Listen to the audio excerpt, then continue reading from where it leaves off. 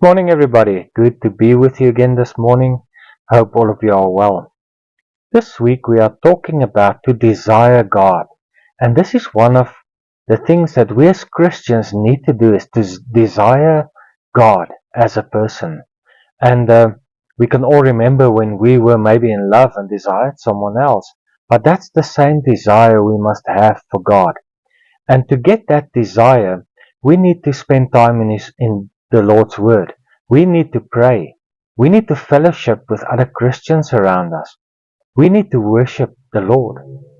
And we need to stay away from things that distract us from Him. And if we can do that, we can put our whole focus on the Lord. And we can just say, Lord, here we are. I want to read for us this morning from Matthew 5 verse 6, and it reads as follows. Blessed are those who hunger and thirst for righteousness, for they will be saved. This whole passage talks about blessed are they who seek the Lord. Blessed are the pure in heart, verse 8, because they'll see God. And we need to get to that place where we can really spend time with the Lord.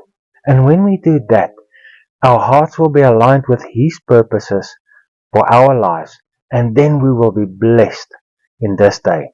So that's my prayer. Let's pray. Father, I pray for everybody watching. Lord, as we go into this day, Lord, help us to seek You first.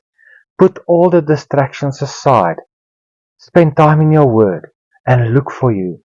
And Lord, we desire You to be in our lives.